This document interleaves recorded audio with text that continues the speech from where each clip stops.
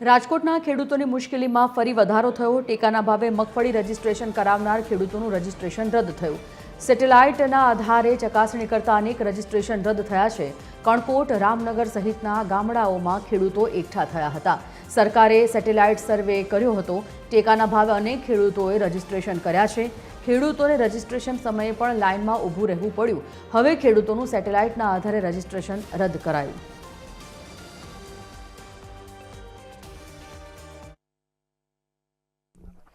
સૌરાષ્ટ્રના ખેડૂતો માટે માઠા સમાચાર છે। જે મગફળી માટે જે ખરીદી થતી હોય છે ને રજીસ્ટ્રેશન કેટલાક ખેડૂતોના રદ થયા છે, ત્યારે રાજકોટ જિલ્લાના રામનગર, વાગુદર સહિતના વિસ્તારોમાં જે ખેડૂતો છે તેમના રજીસ્ટ્રેશન જે મગફળીના રદ થયા છે। આ ખેડૂતો આપણી સાથે જોડાયેલા છે। આપ દ્રશ્યો જોઈ શકો છો કે ખેડૂતો આખું વર્ષ મહેનત કરતા હોય છે અને સરકાર પાસે એવી અપેક્ષા રાખતા હોય છે કે ટેકાના ભાવે ખરીદી થાય, પરંતુ રજીસ્ટ્રેશન ક્યાંક ને ક્યાંક કેટલાક ખેડૂતોના રદ થયા છે। ખેડૂતો આપણી સાથે જોડાય છે, તેમની સાથે જ વાત કરવાનો પ્રયાસ કરીશું। શું નામ આપનું?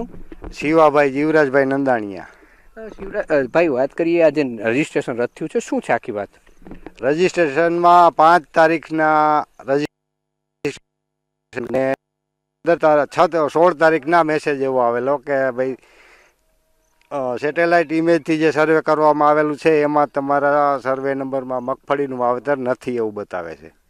તમે જોઈ શકો છો, અમારે મગફળીનું જ વાવેતર છે। પુષ્કા બધી જે જમીનમાં છે મગફળીનું જ વાવેતર છે, બીજું કોઈ વસ્તુનું વાવ્યું છે જ નહીં। આ મામલે તમે રજૂઆત કરી? રજૂઆત તો ગ્રામ સેવકને વાત કરી, તલાટી મંત્રીને વાત કરી, એટલે એ લોકોએ તો એવું કીધું કે તમારે બીજા ફોર્મ એ આપે, ફોર્મ ભરીને એમાં 7/12 જોડો ને બેંકનો આ જોડો ને પાછો દાખલો જોડો ને એવી વાત કરી એમને। તો આ ખેડૂતો જેણે મગફળી વાવી છે, પરંતુ સેટેલાઇટ ઇમેજ દ્વારા એવું કહેવામાં આવ્યું કે તમે મગફળી નથી વાવી, તેથી રજીસ્ટ્રેશન રદ થાય છે। ખરેખર ખેડૂતો એટલા ભણેલા હોય કે હોય તો તેને આવી બધી મગજમારી કરવી પડે ને સીધું સરળ જે પહેલા હિસાબો થતા કે જે ગ્રામ સેવક હતો તે જ હિસાબ કરી લેતો। અન્ય ખેડૂત સાથે પણ આપણે વાત કરવાનો પ્રયાસ કરીશું। શું મુશ્કેલીઓ પડે છે આ સેટેલાઇટ દ્વારા? સેટેલાઇટ દ્વારા બહુ મુશ્કેલીઓ પડે છે કે આ મગફળી વાવેતેલી હોય છતાંય આ રદ થઈ જાય।